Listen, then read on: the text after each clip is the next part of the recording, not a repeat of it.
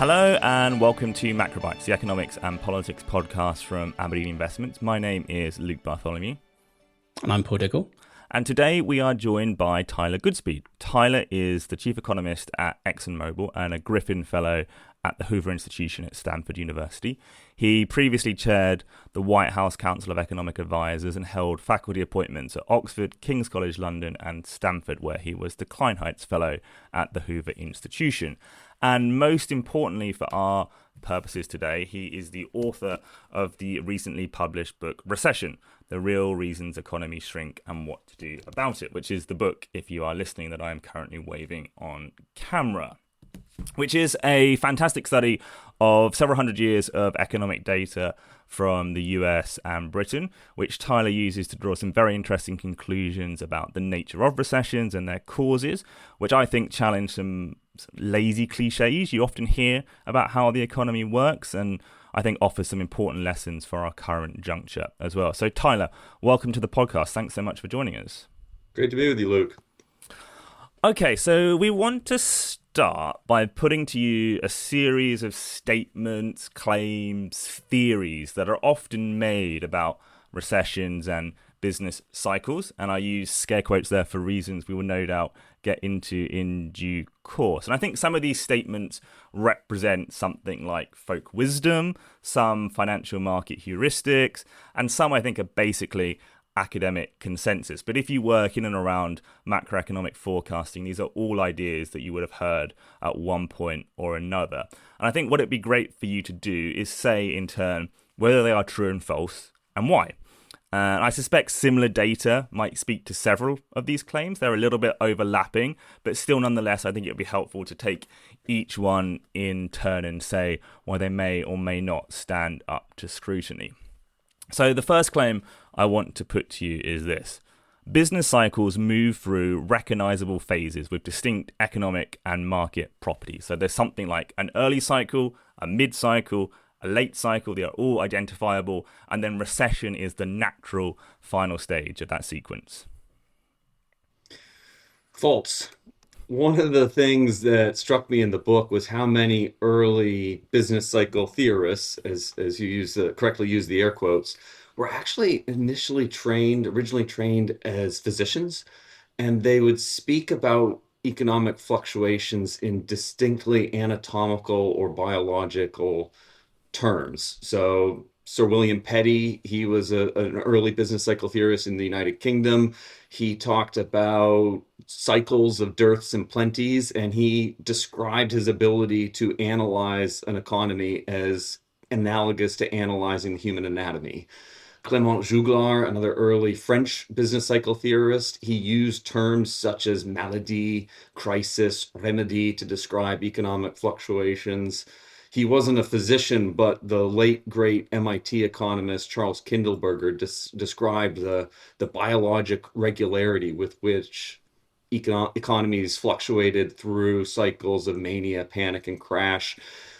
The good thing about this approach is that it is in at least one sense scientific, in that it yields certain empirically testable and falsifiable hypotheses. Because if this is the case, then there should be some information in the contours of an economic expansion, the volume of the increase in bank lending, for example, or the speed of the increase in economic activity that should inform the probability and contours of the subsequent recession.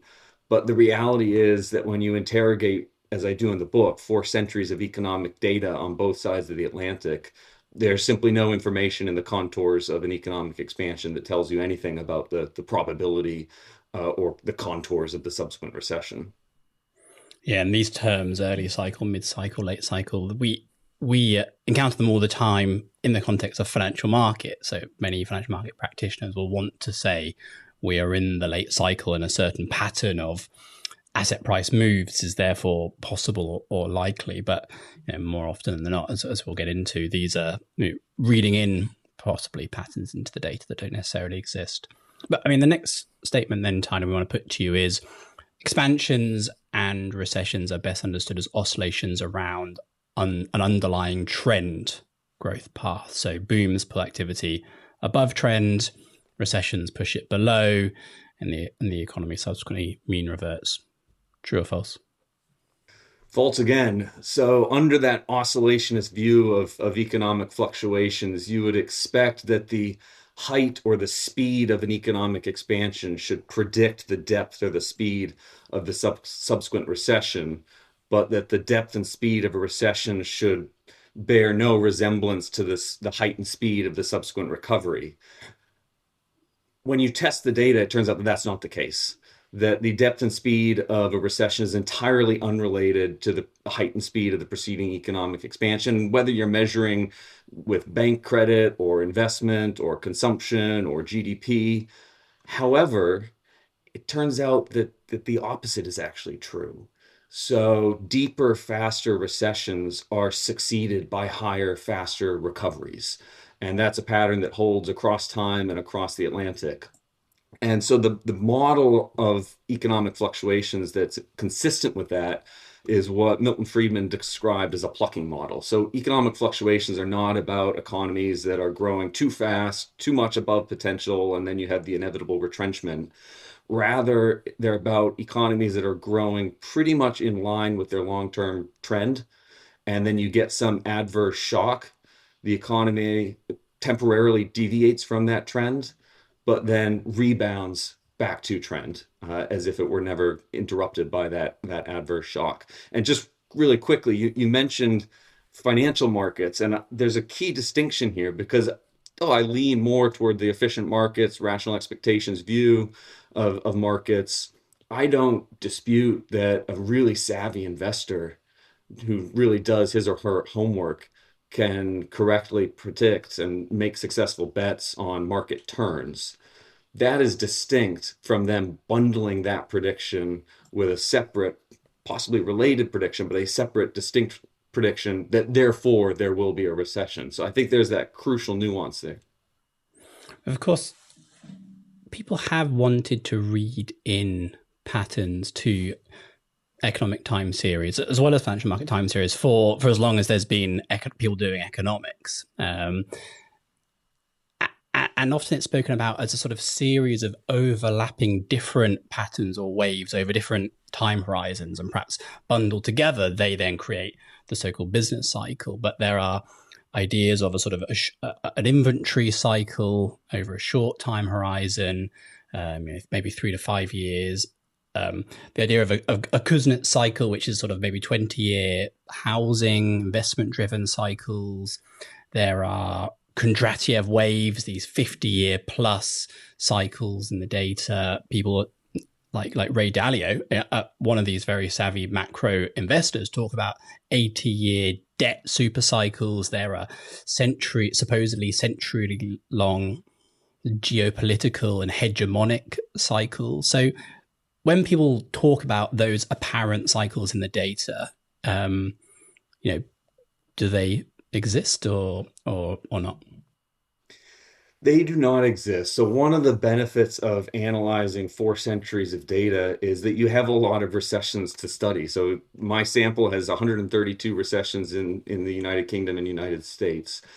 And with all these different wave or cycle hypotheses, whether it's inventory cycles of 3 to 5 years or longer investment cycles of 7 to 10 years, or as you note, really long technology waves of 50 to 60 years, there should be some information in lagged recession indicators that should predict the probability of a recession today. So if there was a recession 50 to 60 years ago, then there should be a higher probability of recession today. If there was a recession 7 years ago, then there should be a higher probability of recession today.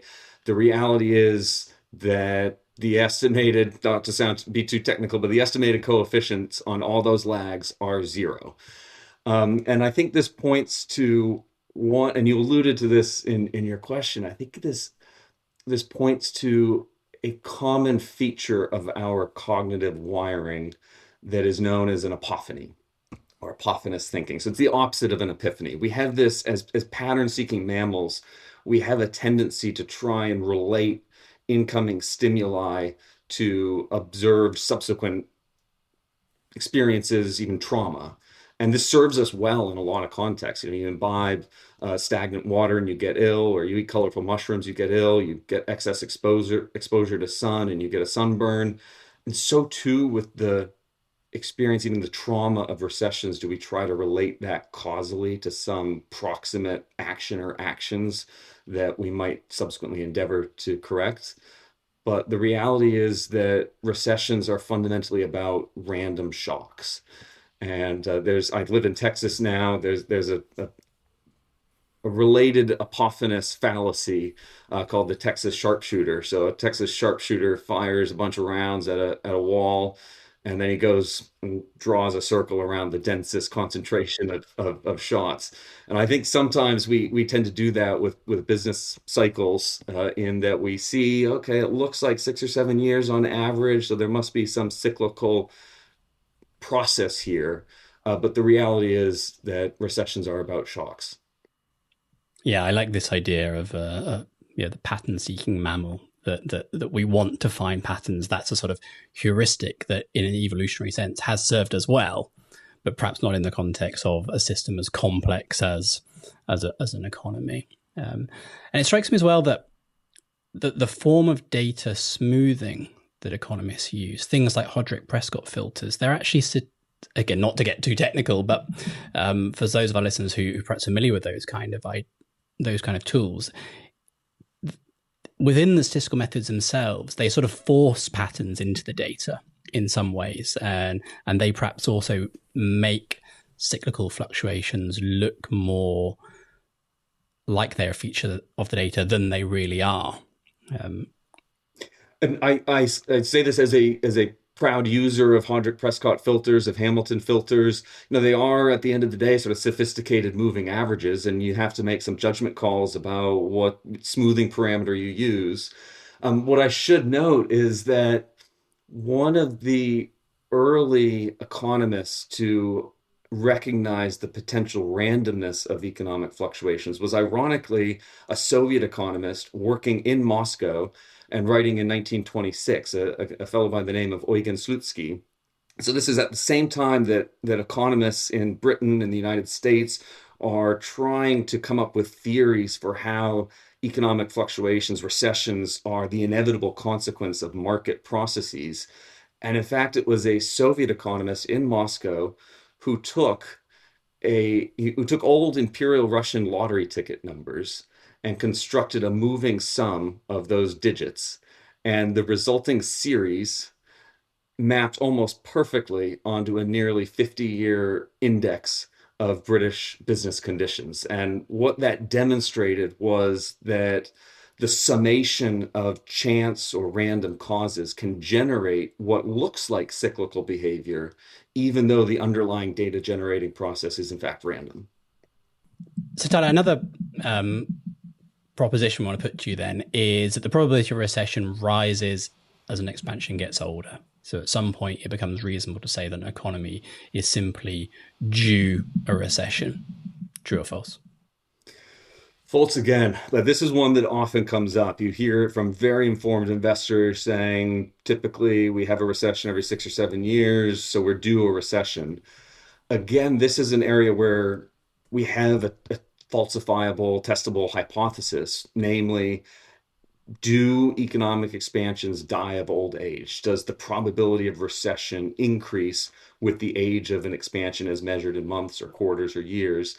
And the answer to that is no. I mean, statistically, a 10-year-old expansion is no more likely to die in the next year than a 1-year-old expansion. That is true on both sides of the Atlantic, and it's also true post-1945 and pre-1945. So some earlier research seemed to suggest that earlier economic expansions did die of old age, and therefore maybe there were some important institutional changes since the 1930s and 1940s that limited that.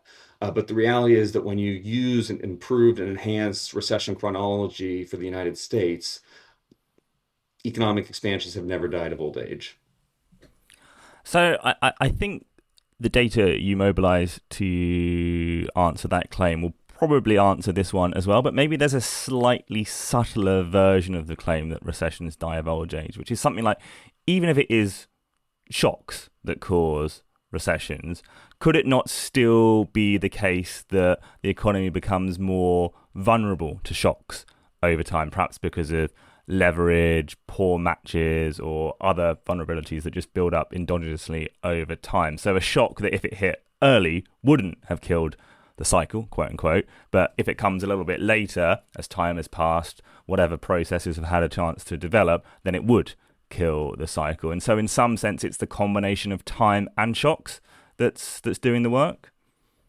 So it's an interesting and nuanced hypothesis, and some of the testable sub-hypotheses that it generates are, for example, that the longer an economic expansion has been going on, and therefore the poorer the quality of matches, the more fragilities or vulnerabilities or overextensions, then we should expect deeper or longer recessions to ensue. But when you actually interrogate the data, it turns out that no, longer recessions do not follow longer expansions, and deeper, faster contractions in bank lending or GDP or consumption or investment do not follow higher, faster expansions in bank lending or investment or consumption or GDP. Here again, we see that just the contours of recessions, consistent with the plucking model, the contours of recessions simply are unrelated to the contours of the preceding economic expansion. Okay, so what about this claim, which I think a lot of economic forecasters rely on being true? There is quite a cottage industry around this. Recessions can be predicted reliably by some small set of indicators, say it's the yield curve, the SARM rule, credit spreads, whatever it is, but there is some reliable way of predicting recessions.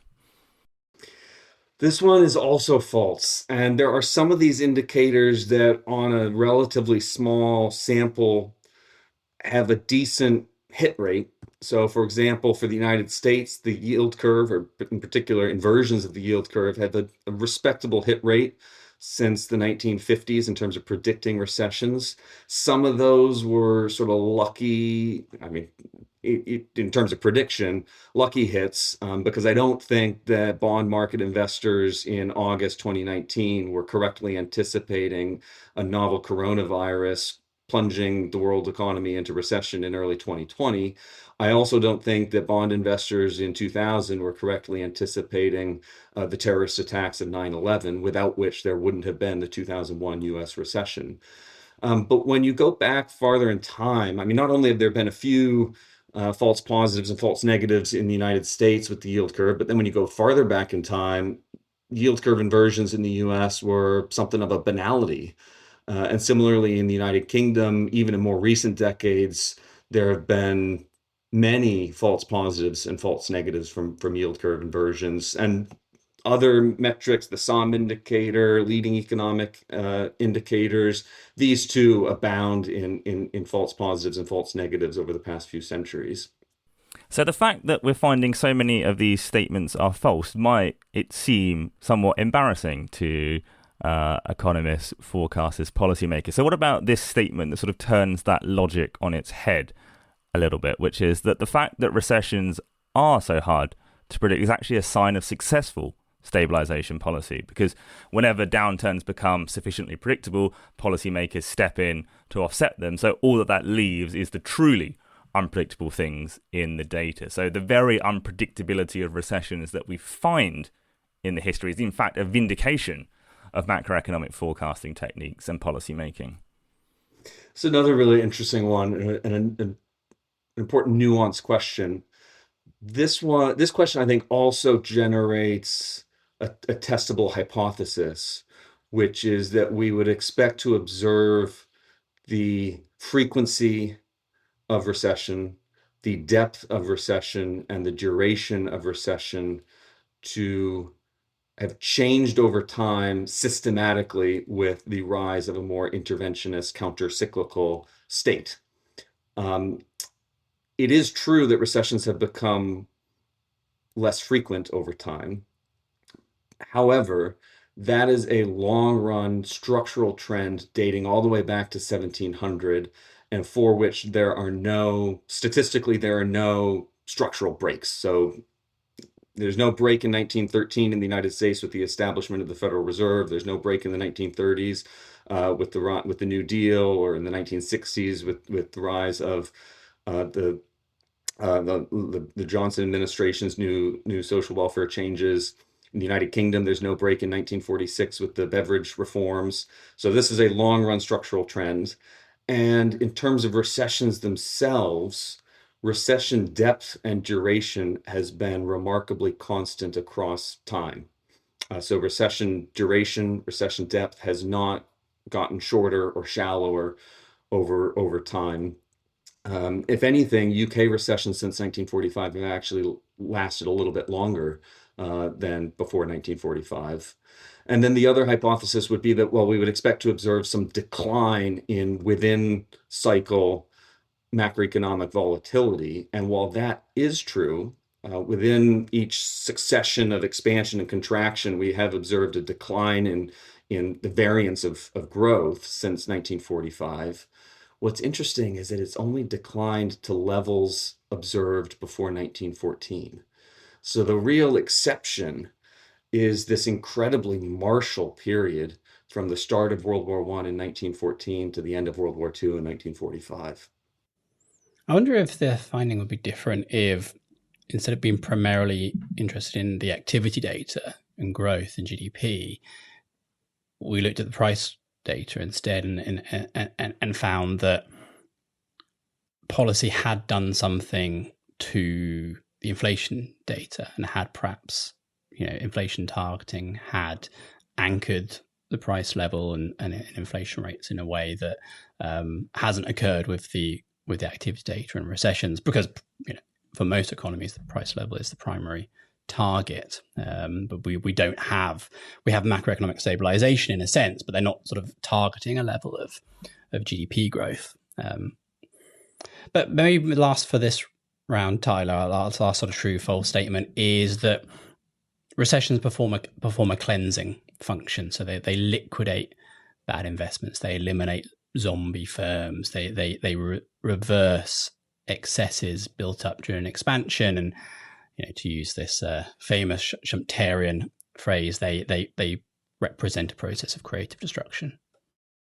So this is one that I wanted to believe and I wanted to be true because, as I said, recessions can be traumatic experiences. And so we want to believe that the pain is worthwhile, that it's performing some good. But the problem is that recessions, first of all, are rampant age discriminators.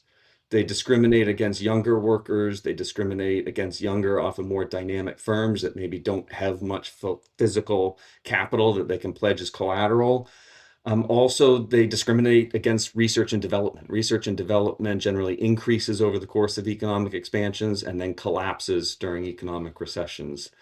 And then also, one of the primary mechanisms by which you get better quality matches and allocations is that during economic expansions, people quit one job and are hired by another. And that is a productivity ladder by which people and capital move from less efficient, less productive enterprises to more efficient, more productive enterprises. And that ladder collapses during economic recessions because quit rates collapse, because no one dares to leave their job, and hiring collapses because a lot of firms just don't dare to take on new workers. More fundamentally, if there is some cleansing or reallocative function that recessions are performing, then we would expect to observe economies to look fundamentally different at the end of a recession or at the end of a subsequent recovery relative to how they would have looked had they continued uninterrupted a long run trend. The reality is that typically, few years on from a recession, the allocation of people and capital and output looks pretty similar to how it would have looked had it continued a long run trend. Is that true, for example, after the financial crisis, Tyler? So particularly in the UK data, there is a sort of a noticeable, and tell us if you think this is really evident in the data, but a step down in the trend growth rate. So it doesn't look like a plucking model. It looks like or perhaps it is still, you can call it a plucking model, but the sort of the level of the previous trend just gets changed afterwards. So if anything, it's not sort of the creative destruction, clearing out the dead wood of a recession.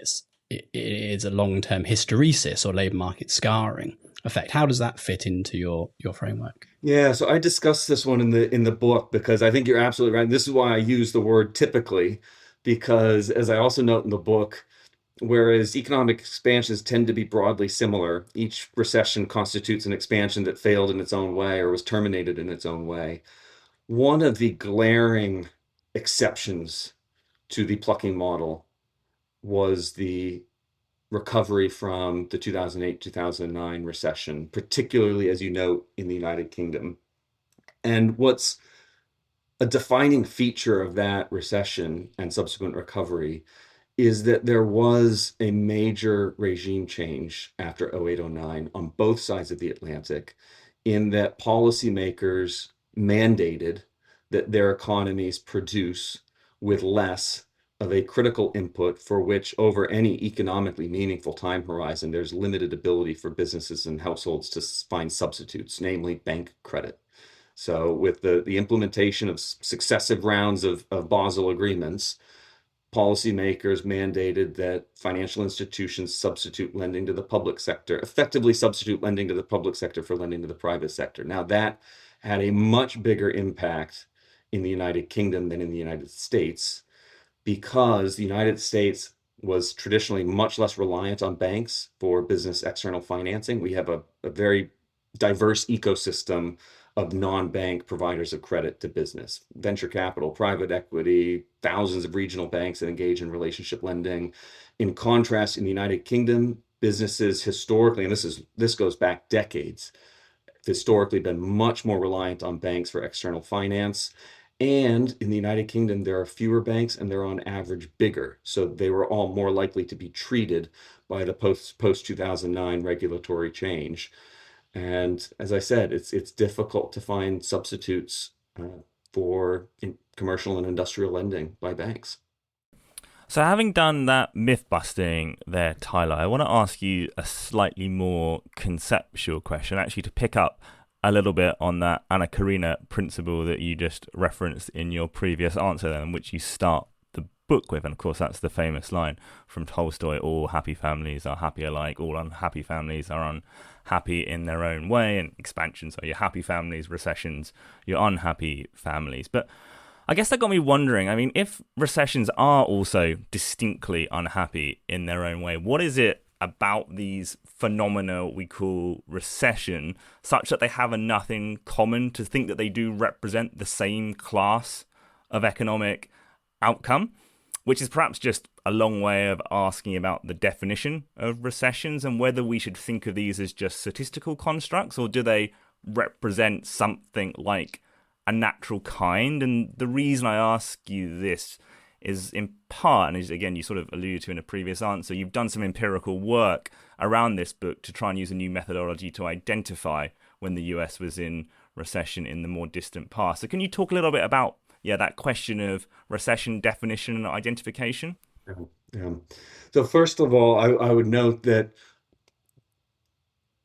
the single most illustrative demonstration of a recession is the substitution of a sudden sharp upward movement in the unemployment rate for a more gradual sideways or downward movement in the unemployment rate. And it often occurs with deliberate violence.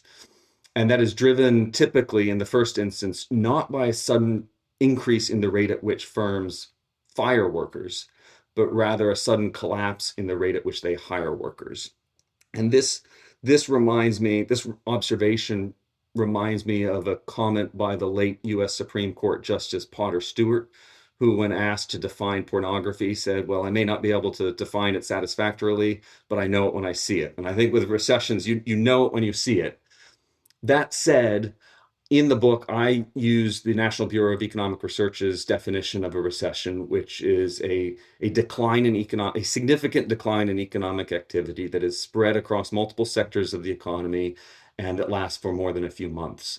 And so that combination of depth, duration, and diffusion allows some flexibility to account for recessions like the 2020 pandemic recession, which in the United States was only 2 months.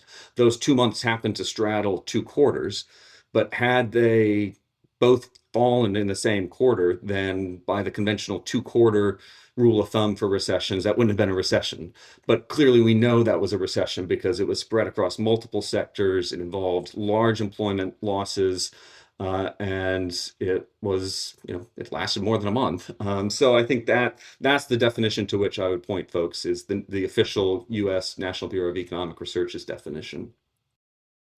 Tyler, how robust do you think your findings in the book, your conclusions in the books, would be to other economies other than the US and the UK? Because the US and the UK they have plenty in common as economies, and perhaps most importantly for this sort of statistical look back at the GDP data and recessions in their sort of trend growth rate, perhaps less so post the financial crisis.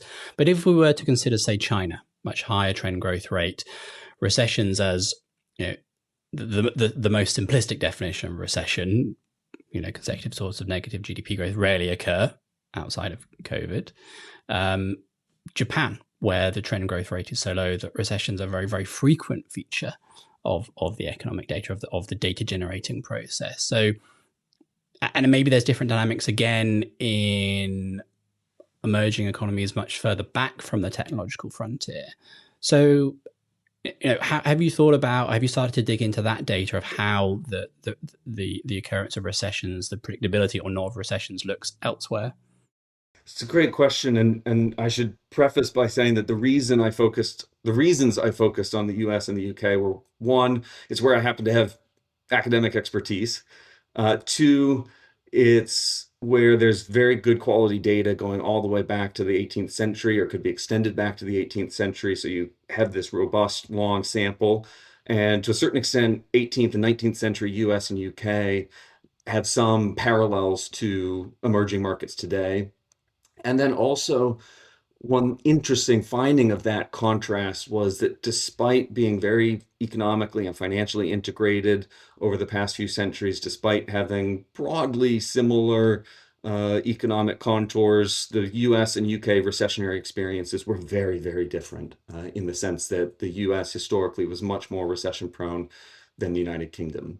So those are the reasons why I focus on those two. But I do talk about China briefly in the book because folks often say, oh, well, China doesn't seem to have recessions, despite, as you just pointed out, having at least one recession in the past decade, probably two, if you want to count distinct pandemic recessions in 2020 through 2022 as multiple recessions, or you could count them as a single one.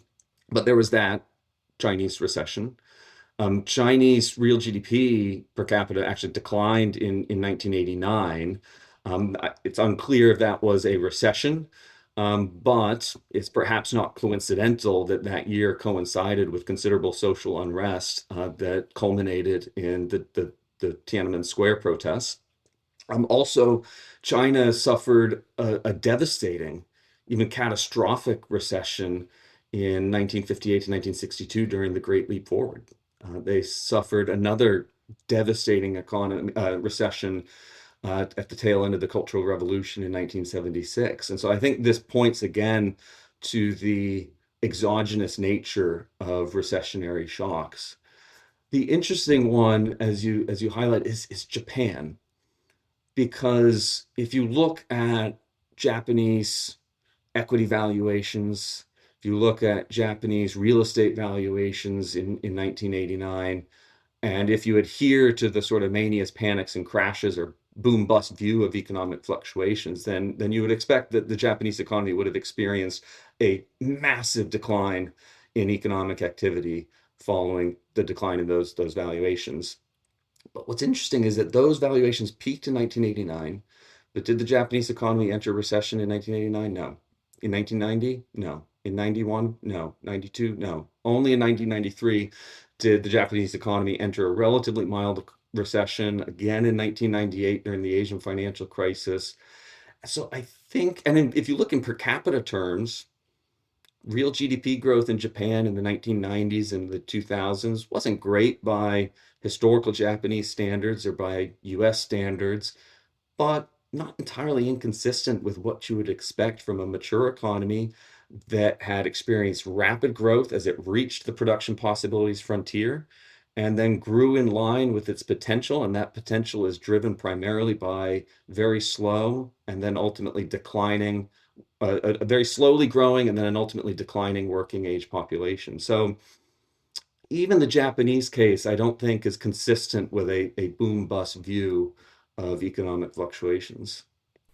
So, as you say there, Tyler, the US economy seems to have been a bit more recession prone than the UK economy, at least in the more distant past. Yet, the US economy has higher productivity, higher GDP per capita, and on most measures perform more successfully over the long run. So, there are two questions related to that. One, I mean, what does that tell us about the relative importance of recession prevention versus long run growth? Is it a vindication of the old Bob Lucas line about long run growth being the thing it's hard to stop thinking about once you start? And second, I think I know what your answer is going to be to this, given what you were saying earlier, but do you think there's potentially any causal connection between those two things? Perhaps a certain kind of model of capitalism both increases potential growth and also recession prevalence, that you kind of have to have both? Or do you think it's just random chance and it still just remains shocks? Great question. So yeah, over the past 3.5 centuries, but particularly just over the past 2 centuries, the United States was much more recession prone than the United Kingdom. And in the past century alone, the United States experienced recession in 1937, 1948, 53, 57, 60, 70, 81, 2001. The United Kingdom did not experience recession in those years. And yet, the United Kingdom is and has for most of the past century been about 30% poorer per person than the United States. And so what that says to me is that as much as we worry about recessions, and rightly so, because recessions hurt a lot of people, we probably ought to be at least as concerned about economic expansions, because at the end of the day, it's the majority of years in which economies expand that matter much more for long run prosperity and human flourishing than the minority of years in which they contract. And in terms of whether this differential recessionary experience is driven by Americans being more prone to entrepreneurialism or mania, panic, and crash versus their more staid British counterparts, what I find in the book is that differential recessionary experience is primarily driven by much more banal, prosaic factors. So, first and foremost, since 1826, the United Kingdom had a system of nationwide branch banking. And if you think about a national economy as being analogous to a broadly diversified portfolio, then weakness in one sector or one region can be offset by strength, resilience in other sectors and other regions. In contrast, for most of US history, right up until the 1970s and 80s, in most US states, not only could you not operate a bank across state lines, you couldn't even operate more than one bank branch within a state. And what that meant is that you had tens of thousands of tiny, undercapitalized, underdiversified financial institutions that would tend to amplify and propagate adverse shocks when they would occur. The second reason that the United Kingdom has had fewer recessions over the past couple of centuries is that many of the US recessions from 1945 to right up until the 1970s were oil related. And during that period, the United Kingdom's economy was overwhelmingly reliant on coal. And the UK went from 1926 to 1972 without an official coal strike. So those 1948, 53, 57, 70 US recessions that were very oil related those shocks were simply much less impactful on the more coal-oriented UK economy. So, Tyler, we're about running out of time, but maybe let me ask you a final question, which is, we're, of course, experiencing an oil shock at the moment. I mean, as we record this on the 16th of June, actually, oil prices have been coming down again for a little while. But, a shock is in the system, as it were. And as you said there, oil shocks, energy shocks more broadly, are one of the key shocks that generate these recessions. So perhaps I can slightly tongue-in-cheek tempt you to venture a recession prediction, notwithstanding all we have said in the context of this energy shock, perhaps given the potential shocks that could lay down the tracks from stock market moves in the context of fairly full valuations, a labour market shock from AI, which many worry about. So, venture a recession prediction. Well, as you anticipated, having written a book on recessions in which I conclude that recessions are fundamentally unforecastable, I should hesitate to get into that business now. What I can say is that the book doesn't conclude with this sort of hopeless throw your hands in the air, these things are unpredictable, c'est la vie. Rather, it identifies some of the types of shocks that historically have murdered economic expansions. And you get a sense of the unconditional probabilities of those shocks occurring in any given year. So, for example, over the past century, there's been about a 1 in 100 chance in any given year of a pandemic-related recession. There's been in the United States about a 1 in 10 chance of an energy-related recession that has been declining over time. But if you look over the past century, it's about a 1 in 10 chance. In the United States, again, in any given year, there's about a 4 in 100, so I guess a 1 in 25 chance of credit controls related recession.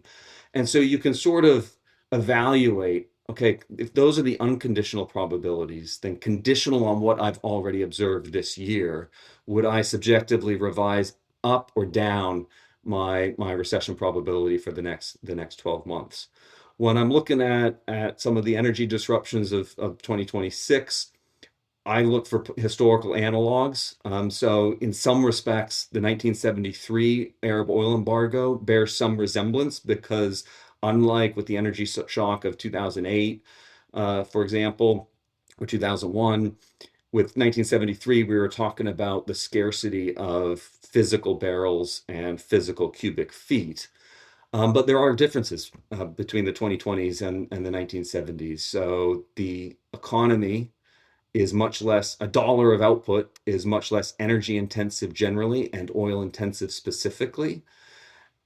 Supply is much more diversified, both geographically.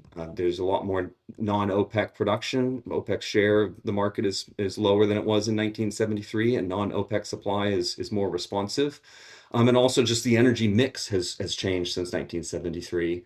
And furthermore, we learned lessons during the 1970s, and that's why we now have strategic petroleum reserves that have been releasing reserves throughout the past couple of months. So there are always there are some historical analogs, but there are always going to be similarities and differences to those analogs. Brilliant. Well, that's about all we have time for today. Thank you, Tyler Goodspeed, for joining us. Once again, Tyler's book is Recession, The Real Reasons Economies Shrink and What to Do About It. We thoroughly recommend it to listeners of the podcast. And thank you to you for listening to Macrobytes from Aberdeen Investments. As ever, please like and subscribe to the podcast on your platform of choice. But until next time, goodbye and good luck out there.